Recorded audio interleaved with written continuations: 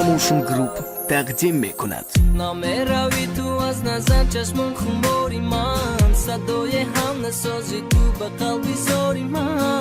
کجای تو نمایی یاری به پروا، ولی به پیشی دیدم اکثر روز و شب ها. بگو که تو بقای منم در جستجوی تو، بگو که تو کجا باشم با گفتگوی تو. نمیرود آهنگ دیگه سوید در جانی من به ناز بوی تو. کسی به گوشی من بگوید بنامد نقطمان، کسی بخواندم به گفتگوی بی زبان. یک صدا رسد که صد به آخر است، خطی صدای تو تا جاویدان. همون ابروی تو هنوز از دیدن نمیرود، میگویم از تو دیل کنم نمیشود. گفتم تو را که عاشقی یک کاری ساده نیست، دردی به جانیش هستم به جان نمیرود.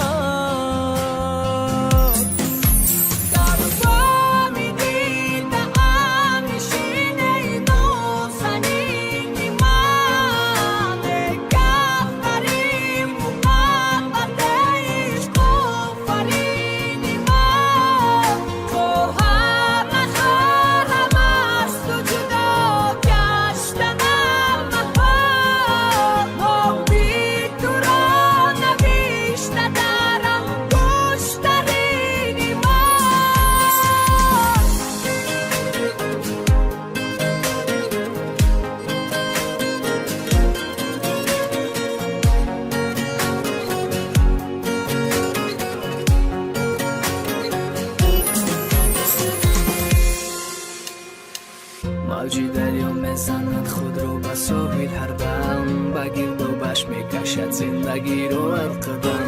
کشتی کاغذی کودکی ما کجاست، پهلو به پهلو یک نفس نشینه ما به هم. همون ابروی تو هنوز از دیدم نمیرود، میگویم از تو دیل کنم نمیشود. گفتم تو را که عاشقی یک کاری ساده نیست، دردی به جانش هستم به جان نمیرود. میپرسم از نسیم جان تو را داری بدر، نامد به لب میرد به دل باری دیگر. نسیمی را گذر شود خونی جگر شفته و رسته ای از من بدتر.